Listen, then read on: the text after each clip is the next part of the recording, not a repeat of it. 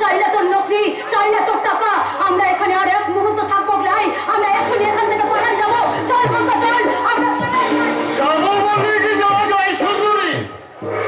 আরে আসেন ব্যানার্জি সাহেব, আমি একদম ডাইরেক্ট টাইমে আপনার মাঝে বল সাবাস বাবুছে, তুমি তো আমার মনের মতনই খবর রেখেছে।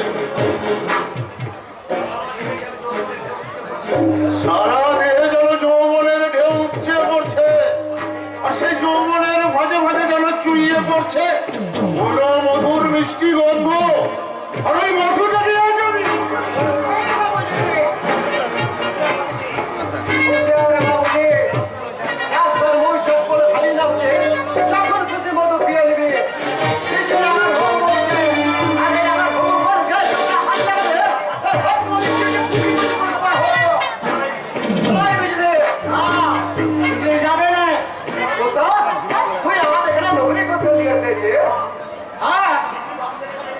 বাবুদের এখানে না ছিল অনেক নমরি করবে, তোর নাম মুসালে তুই এখানে চলে যাবো। বিজলিকে আমি সাথে করে নিয়ে যাবো। অঙ্কু এরা মানুষ দেখাচ্ছে, এরা মানুষের চামড়া ঢাকা জানোয়ার বটে। এই মানুষেরা খারাপ ফেরে আমার দিতে চায়, তাই ওই মানুষ মুখে জানোয়ার কাছে আমি আমার বিজলিকে একা ফেলে কোথাও যাবো না। তোর বিজলি তোর বিজলি এখন ব্যানার্জি সাহেবেরকে না হয়ে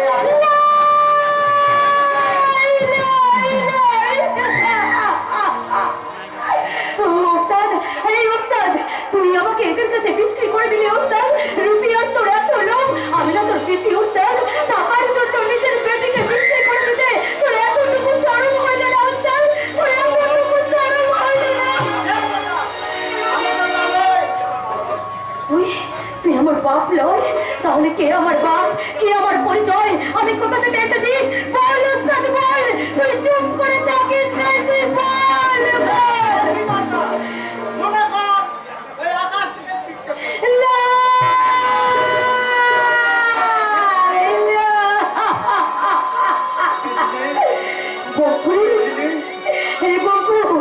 আমার সবকিছু আজকে হারায় গেল রে বঙ্কু। আমার মা লাই, আমার বাপ লাই, আমার জন্ম পরিচয়টা আছে মিথ্যা হয়ে গেল রে বঙ্কু, মিথ্যা হয়ে গেল। আমার ভালোবাসার পরিচয় কখনো মিথ্যা হবে না বঙ্কু। আমি এক্ষুনি মামলা স্থানে গিয়ে তোর ফিক্সতে সিঁদুর করিয়ে বঙ্কু আমার বউ সাজাবো। বঙ্কু তাহলে ব্যানার্জি স্যার বিজলি রানীকে নকরি দেবে, নকরি দেব। আমার কামনার পোস্টে আজই দেব বিজলি রানীকে নতুন নকরি, আর তার আগে নেব বিজলির লজ্জা হরণের ইন্টারভিউ। আমরা যাযাবর মানুষের জব ঘাটে ঘাটে খেলে দেখিয়ে পেট ভরাই, আবার সন্ধ্যা হলে ওই পথের মাঝে রাত কাটাই। তোদের মতো কত জানোয়ারের বুকে রক্ত আমরা দু পায়ে মারিয়ে চিনতে দিয়ে, আর আজ যদি তুই এই বিজলি চলার উপর বাধা দিতে আসিস, এই বউকে তোদের ক্ষমা করে দিলে বিজলির জন্য অনেক আগে আমি আমার বাসর সাজিয়ে রেখেছি, লালসা ফুল দিয়ে সাজানো কামনার বাসর, আর সেই বাসরে তোর বিজলিটা যাবি।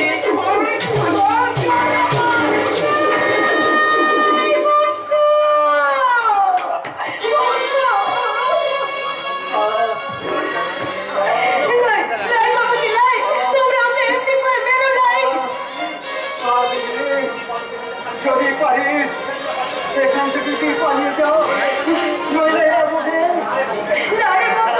এই বিপদের মাঝে তোকে একা পেলে আমি কিছুতেই পালিয়ে যাবো নাই। যদি মরতে হয় তাহলে দুজনে একসাথে মরবো, তবু তোকে একা রেখে আমি কোথাও যাবো নাই রে বলবো, কোথাও নাই, কোথাও নাই।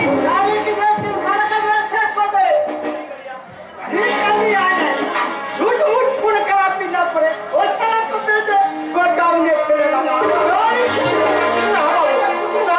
चालान करी आती है। আজকে রাতটা ভালো করে ঘুমিয়ে নে। আমার বন্ধুকে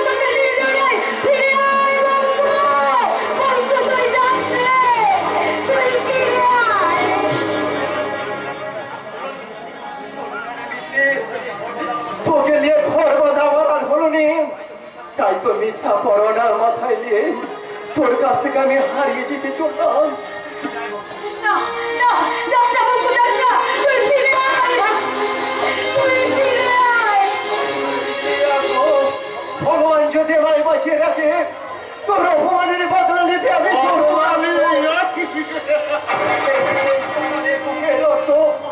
আমি দু হাত ভরে তোর মনের কালি সব ছুঁয়ে দেব রে, সব কালি ছুঁয়ে দেব। বঙ্কু! যাস না বঙ্কু, আমাকে একা ফেলে রেখে তুই যাস নে।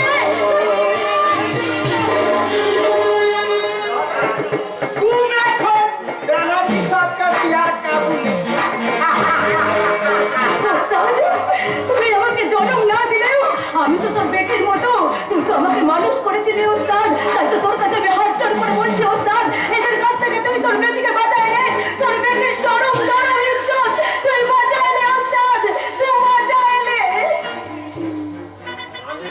কাঁদে শুনে গেছিলি ওই সারা বড় কাছে পদরা সুপার ওই এখানে অনেক টাকা পাবি ওস্তাদ, আর পাবি ভালোবাসা। এই ওস্তাদ, তুই মানুষ না তুই পশু বটে। কেটে আমার সাথে তাহলে বাদ দিবে হবে, তুই এখন ভাগ যা কেন তুই সব এখন বল। নাই ওস্তাদ, যাই না, ঠিক আছে যাস না ওস্তাদ, তুই আমাকে একা ফেলে রেখে যাস।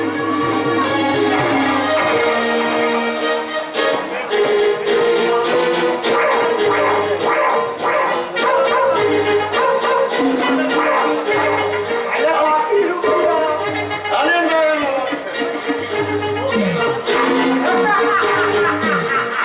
ওকে ওকে ওকে বলিসা এখন বিজলি রানি হাত না রুপিয়া গেল আমি খাবে কি রাখবে এই লালু সে कुछ भी করে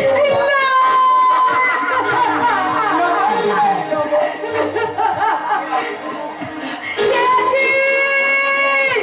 বাবু, আমাকে বাঁচাইলে, আমাকে বাঁচাইলে।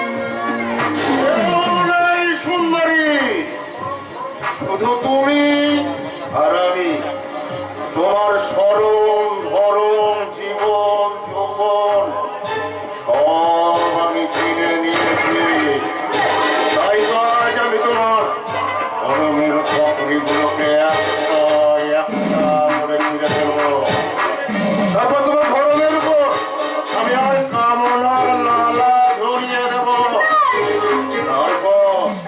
তারপর তোমার যৌবন মৌচাকের সমস্ত মধুটাকে পান করে তোমার এই সুন্দর জীবনটাকে ক্ষত বিক্ষত করে দেবো।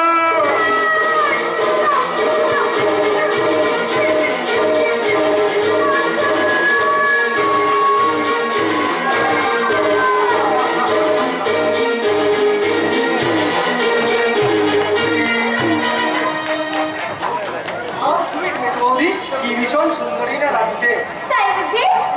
সত্যি এটার চয়েস কেন মানতে হবে, যাকে বলে একেবারে বিউটিফুল। কেন, তোমার লোভ হচ্ছে বুঝি? কি যে বলো মেজবৌদি, ক্ষুধার্ত প্রতীক যদি তার চোখের সামনে এক গুচ্ছ রসালো আদুর দেখতে পায়, সে কি স্থির থাকতে পারে? দেখো আমার ওই রসালের এক গুচ্ছ আঙুর যদি হাতে লাগালে না পাও, তাহলে আবার বলো না যেন যে আমার ফল টক। মেজবৌদি আর মেজো বৌদি নয়, তোমার আমার চাওয়াটা যদি এক হতে পারে, তাহলে পাওয়াটা কেন এক হতে পারে না? তাই আজ থেকে তুমি আমাকে শুধু পিউ বলে ডাকবে। ইউ হ্যাঁ, শুধু তোমার পিউ, সবার সামনে শুধু আমাকে মেজো বৌদি বলে ডাকবে, আর সবার আড়ালে পিউ, আমি শুধু তোমার পিউ। ইউ মরলে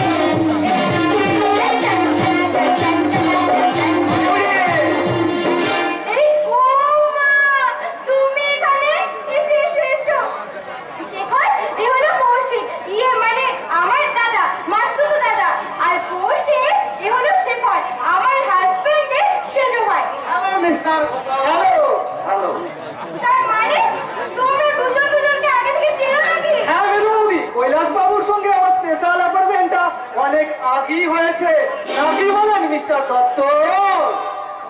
তখন যদি জানতাম আপনি বিউলির মাস্ত তো গুণের ছেলে ভাই, তাহলে আমরা আগেই সম্পর্কের বন্ধনটা মজবুত করে নিতাম, তাই না? কি বলেন শেখর? দাদা, আজ কিন্তু তুমি প্রথমবার আমাদের বাড়িতে এলে। না খাই আমি কিন্তু তোমায় ছাড়বো না বলে দিলাম। আরে তার জন্য কি আছে, তুই আমার একমাত্র মানে বোন, তোকে দেখলে তো আমি এবার প্রায় আসবো। তাই বলে প্রথম দিন এসে না খেয়ে ফিরে যাবেন এ আমি মানতে রাজি নই। আপনি হলেন আমার মেজ বৌদির মাস্তুতো দাদা, আই মিন আমার মেজদার বড় কুটুম। না খাইয়ে কি আপনাকে আমি ছাড়তে পারি? শেখর, মেজ বৌদি, এটা কিন্তু আমার হুকুম। এই ভদ্রলোককে তুমি কিন্তু না খাইয়ে ছাড়বে না।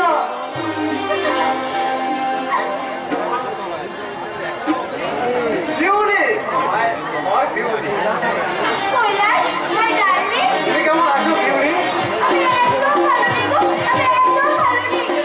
বিয়ের পর শাশুড়ি আমাকে সে আগের মতো আর ভালোই বাসে না। ওই দাদা বৌদি ওর কথা শুনে সবসময় চলে। আমি জানতাম বিউলি, তোমাকে এভাবেই কাঁদতে হবে। আমার জন্য মাত্র তোমার অপেক্ষা করতে পারবে না। হঠাৎ করে ভাস্করকে তুমি বিয়ে করে ফেললে। অথচ তোমায় আমি ওই ভাস্করের চেয়েও শতগুণে বেশি ভালোবাসতাম। সত্যি আমি ভুল করেছি কৈলাস, আমি মস্ত বড় ভুল করেছি। ওই ভাস্করকে বিয়ে করা আমার মস্ত বড় ভুল হয়েছে। আমায় তুমি তোমার কাছে নিয়ে চলো। এখন এটা সম্ভব নয় ডার্লিং। চিন্তা কি, আমি তো আবার আসবো। ওই ভাস্করের ভালোবাসার সুন্দরস্থান আমার ভালোবাসা দিয়ে ভরিয়ে দেবো। কিন্তু রোজ তুমি আমার এখানে কি করে আসবে? ওর দাদা বৌদিটা না বড্ড শিখালি, নিশ্চয়ই ওরা তোমাকে সন্দেহ করবে। বন্ধ যাতে না করে তার ব্যবস্থা আমাদেরকেই করতে হবে। কৈলাস, কিন্তু কেমন করে? ভাস্করকে বলে তোমার সংসার থেকে তোমরা ওকে আলাদা করবে, আর তোমার সংসারে ওদের কথা বলার অধিকার যেন একটু না থাকে। ঠিক আছে কৈলাস, তুমি ঠিকই বলেছো। না, আমার চুলের মধ্যে একদম কাটা হয়ে দাঁড়িয়েছে। আমি ওদের জন্য নিজেকে একটু ঠিকভাবে সাজাতেও পারি না। তাই তো ওই শয়তান দুটোকে আমি একটু ভালোবাসতে শেখো বিউরি, কারণ শত্রু যতই নির্দয় হোক ভালোবাসা দিয়ে তাকে জয় করা যায়। কি, তুমি এখানে অফিস যাওনি? কেমন যেন একটু আমার শরীরটা একটু অসুস্থ লাগছিল, তাই তাই একবার বাড়ির ভেতরে এসে আমার রুমে ঢুকে পড়লে। একবারও আমার ঘরে আসার আগে পারমিশন নেওয়ার প্রয়োজন মনে করলে না? পারমিশন? স্বামী স্ত্রী বাড়িতে আসবে, এতে আবার পারমিশন কিসের? কি হলেও আমার তো একটা পার্সোনাল ম্যাটার বলে কিছু আছে নাকি? তাই বলছি তুমি যখনই আসবে আমাকে একবার নক করে তারপরেও ঘরে ঢুকবে। আমি দাদার সঙ্গে একটা জরুরি কথা বলছিলাম। দাদা? ওই ভদ্রলোক তাহলে তোমার দাদা? তা তোমার দাদার সঙ্গে কি এমন জরুরি আলোচনা করছিলে যে বিনা অনুমতিতে আমার প্রবেশ করাই, আর সেই আলোচনায় তোমার ব্যাঘাত ঘটলো? কি বললে? তাছাড়া তোমার যে কোনো দাদা ছিল আমার তো জানা ছিল না। মানে ভাস্কর বাবু, আমি হলাম বিউলির মাস্তুতো দাদা, আর বিশেষ কারণে আমি আপনার বিয়েতে উপস্থিত হতে পারিনি, তাই আমি আপনার কাছে অচিনাই থেকে গেছি। ও আচ্ছা আচ্ছা আচ্ছা, এ কি বিউরি, তোমায় আমি কতবার বলেছি এই অশ্লীল পোশাকে তুমি কখনো সাজবে না। এই তোমার দাদা কি ভাবছেন বলো তো? না না, আমি তেমন কিছু ভাবিনি। সে কি, আমি বিউরির স্বামী, বিউরিকে এসে দেখে আমার প্রচন্ড লজ্জা করছে, আর আপনি দাদা হয়ে কথা বলছেন? না মানে আগে আমারও লজ্জা করতো, এখন অবশ্য মানিয়ে নিয়ে মানিয়ে নিয়েছেন? না হেসে কি বলতে চাও? কষ্ট করে বলো। আমি তোমার শেষবারের মতো জানিয়ে দিচ্ছি বিউরি, এই অর্ধ উলঙ্গিনীর সাজে আর তুমি কখনো সাজবে না। হ্যাঁ, হ্যাঁ, হ্যাঁ, অর্ধ উলঙ্গিনী। বিউরি, তুমি তো আমার বৌদিকে অনেকবার দেখেছো ড্রেসিং টেবিলে আয়নার সামনে, তোমার চেহারাটা কিন্তু বহুবার দেখেছো, এখনো কি চিনতে পারেন না কোনটা সুন্দর আর কোনটা অসুন্দর? চিনে নেওয়ার কোনো প্রয়োজন নেই। তাছাড়া তুমি আমার স্ত্রী, এই বাংলার শাশ্বত চিরন্তরী বধূ, হাত কাটা বিরাউট, আরে নাভির নিচে কুচি দিয়ে শাড়ি পরা চির বধূর কাজ নয়। কি বললে? আমি পারবো না। ওই বড় বৌদির মতো এক মাথা ঘোমটা দিয়ে কপালে মস্ত বড় চাঁদের মতো সিঁদুরের টিপ পরে লজ্জাবতী লজ্জা সেজে আমি ঘরে করে বসে থাকতে পারবো না। থাকবে, কারণ এটা যায় বাংলার বধুরা সাজে। আমার ঠাকুমা, মা, এমনকি বড় বউ পর্যন্ত ওই সাজি সেজে এসেছে। ওই সমস্ত কুসংস্কার আমি মানি না। কি বললে? পুরনো কুসংস্কার? হ্যাঁ, নয়তো কি সেসব অনেক আগের যুগে হয়ে এসেছে, কিন্তু আমি এখন পারবো না। এই নতুন সাজটাকে আমি এখন মডার্ন করে নিয়েছি। বধূ সভ্যতা সংস্কার করতে গিয়ে আজ তোমরা বার বধূর সাজটাকে বেছে নিয়েছো মেজ বৌমা। কি বলে? কি আর বলবো মেজ বৌমা, যে পোশাকে তুমি সেজেছ তাতে তোমার দিকে তাকাতে আমার লজ্জা হচ্ছে। এই পোশাকের মর্যাদাটা আপনি কি দিতে পারবেন? আপনার পেটে তো সেই ওই খড়ের চালের মাস্টারের বুদ্ধিটাই রয়ে গেছে। মেজ বৌমা, আমার মধ্যে রয়েছে গরু চালের পাঠশালার পুরনো পুঁথির শিক্ষা, আর তুমি রাজ অট্টালিকার আধুনিক শিক্ষায় উচ্চ শিক্ষিত। কিন্তু এটা বোধহয় তোমার জানা নেই মেজ বৌমা, তোমাদের ওই আধুনিক শিক্ষার জন্ম আমাদের এই খরু চালের পাঠশালায়। কারণ তোমাদের একদিন আমার মতো পড়তে হয়েছিল পূর্ণ পরিচয় অ আ ক খ। উচ্চ শিক্ষিত হওয়ার আগে তোমাকে একদিন আমার মতো মাটির স্লেটে খড়ি মাটি দিয়ে লিখতে হয়েছিল একে চন্দ্র, দুয়ে পক্ষ, তিনে নেত্র। কথায় তুমি জবাব দাও। তার আগে জবাব দাও তুমি। আর কত অপমান আমাকে এখানে সহ্য করতে হবে? অপমান? হ্যাঁ, অপমান। আমি তো তোমাকে জোর করে বিয়ে করিনি। আমি আর তুমি তো দুজনকে ভালোবেসে বিয়ে করেছি। তাহলে তুমি কেন তোমার দাদার হয়ে কথা বলছো? তোমার দাদা কেন কথায় কথায় আমাকে অসম্মান করছে বলো? না মেজ বৌমা, না, দাদার কথাই বোনের কখনো অসম্মান হয় না মেজ বৌমা। দাদা? কে দাদা? আপনি? আমার দাদা? আমার দাদা হওয়ার মতো আপনার কোনো যোগ্যতাই নেই। এখনো আমি কিছু বলিনি, এবার একটা একটা করে বলবো। আর এই মুহূর্তে তুমি আর আমি এই সংসার থেকে আলাদা হয়ে যাবো। অমন কথা তুই মুখে বলিস না রে বোন। তোর বোন অনেক কষ্ট করে আমার এই সংসারটা করে তুলেছে। তুই যেন আমার এই সংসারটাকে ভেঙে দিস না বোন, ভেঙে দিস না। তোমার এই সংসারটা গড়তে গিয়ে আমি তো আর আমাদের সংসারটা ভেঙে ফেলতে পারি না। তাছাড়া তোমরা আমার কি, যে তোমাদের এত কথা শুনবো আর তোমাদের সংসার করতে যাবো? আজকের সম্পর্ক তুমি অস্বীকার করলেও ভাস্কর আমার ভাই, আর আমি জীবিত থাকতে আমার ভাইকে এই সংসার থেকে আমি আলাদা হতে দেব না। ভাস্কর আগে আপনার ভাই ছিল, কিন্তু এখন সে শুধুই আমার স্বামী। তাই তো ভাস্কর এখন ওর বৌদি, দাদা, মা বাবার চেয়ে ওর বউয়ের কথাটাই আগে শুনবে। মা, বাবা, দাদা, বউ দিয়েছে, বউ বেশি এমন। ভাস্কর, মেজ বৌমা তো ঠিক কথাই বলেছে রে ভাস্কর, কারণ ওটাই তো প্রকৃত আধুনিক শিক্ষা। আর ওই আধুনিক শিক্ষার বিচারে প্রত্যেক স্বামীর কাছে তাদের বউ অনেক অনেক বেশি আপনজন রে ভাস্কর। ওই কথাই তুমি লক্ষ্য পেও না বলতো। শত চেষ্টা করলাম, ভাস্কর, কখনোই আমাকে তোমাদের কাছ থেকে বিচ্ছিন্ন করতে পারবে না। কথা শুনবে কি কথা শুনবে? এইভাবে মাথা গরম করিস না রে বোন। থামো তুমি। আর তোমাকে হরণ কাটতে হবে না। দেউলে, কি? তুমি তুমি তুমি আমাকে চোখ লাগাচ্ছ? শুধু চোখ লাগানো নয় বিউলি, এবার আমি আমার কর্তব্য করতে বাধ্য হবো। এই মুহূর্তে তুমি তোমার দোষ স্বীকার করে দাদা বউদের কাছে ক্ষমা চেয়ে নাও। ক্ষমা আমি চাইবো না। ক্ষমা যদি চাইতেই হয়, তোমার দাদা আমার কাছে ক্ষমা চাইবে। এত কাল তোকে আমি এই শিক্ষা দিয়েছি, তুই এত নিচে নেমে গেছিস, মেজ বৌমার গায়ে হাত তুললি।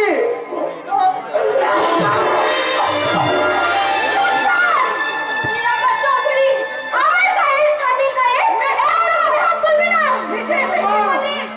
ভাসুরের নাম মুখে আনলি? হ্যাঁ, ভাসুরের নাম মুখে তুলেছি। তাতে কি হয়েছে? এত স্পর্ধা যে আমার স্বামীর গায়ে হাত তুলবে? আমায় আমায় ক্ষমা করো, আমার ভুল হয়ে গেছে। ভাস্কর তোমার স্বামী হওয়ার পর থেকে ও যে একটু একটু করে আমাদের কাছ থেকে পর হয়ে গেছে, তা আমি স্বপ্নেও ভাবতে পারিনি। না দাদা না, আমি তোমাদের পর হতে পারি না। কিন্তু আমার আমি মন বলছে, চিরদিন তোমার তোমার ভাই হয়ে থাকবো দাদা, ভাস্কর, ভাই হয়েই থাকবো। কিন্তু আমার মন বলছে তুই যেন আমাদের কাছ থেকে একটু একটু করে পর হয়ে যাচ্ছিস। কে যেন তোর হাত ধরে আমাদের কাছ থেকে তোকে অনেক দূরে নিয়ে না দাদা না, মেজ বৌমা, আরে কখনো আমি তোমায় অসম্মান করবো না মেজ বৌমা, কখনো তোমার উচ্চ শিক্ষিত স্বামীর গায়ে হাত তুলবো না। তুমি তুমি যেন আমার শান্তির সংসারটাকে ভেঙে দিও না মেজ বৌমা। আমি তোমার কাছে হাত জোর করে অনুরোধ করছি, আমার শান্তির সংসারটাকে চিতার আগুন জ্বালিও না, চিতার আগুন জ্বালিও না।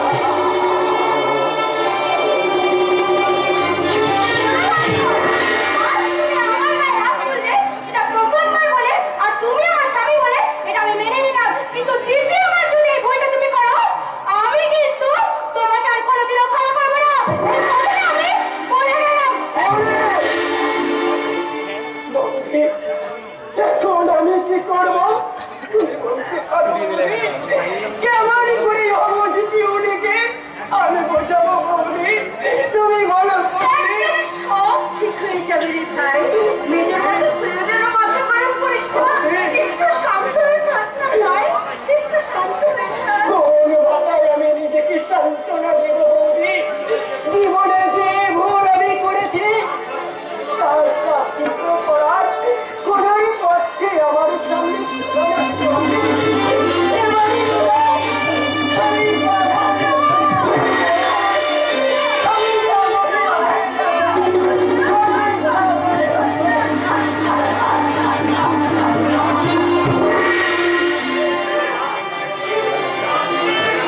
আরে, তুই যদি এভাবে ভেঙে পড়িস তাহলে তোর বরটা কেমন করে স্থির থাকবে তোর আমায় বলে দিতে পারে? বলে না, তুই কিছু হয়নি তো? তাহলে বলটা মেঘটা কাঁদছে কেন বৌদি? ওই খালি নেই তো? আমি আমি চোখে দেখতে পাই না বলে তোমরা সব আমার কাছে গোপনে রাখতে চাচ্ছ, তাই না বৌদি? কেন বৌদি, কেন? আমি যে সংসারের একজন, এই সংসারের সমস্ত সুখ শান্তি সবই তো সমান ভাগ করে আমাকে দিয়েছ।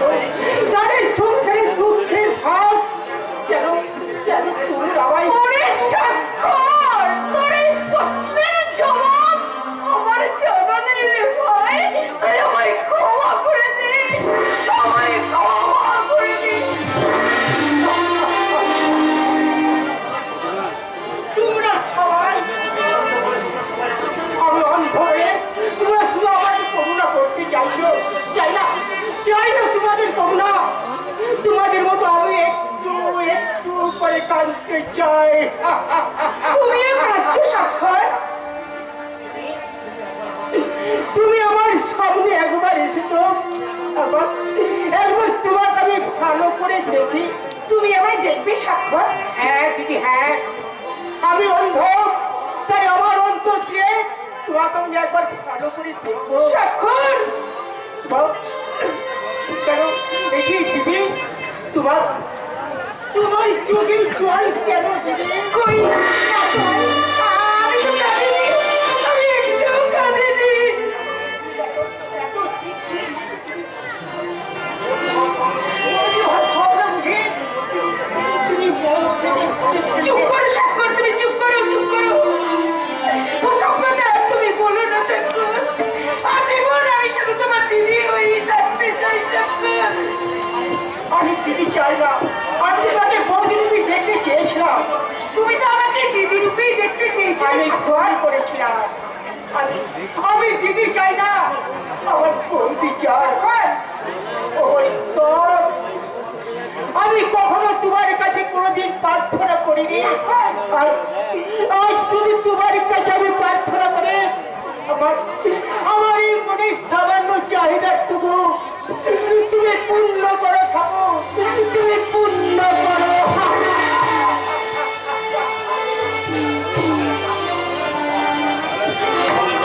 পূর্ণ হবে না স্বাক্ষর,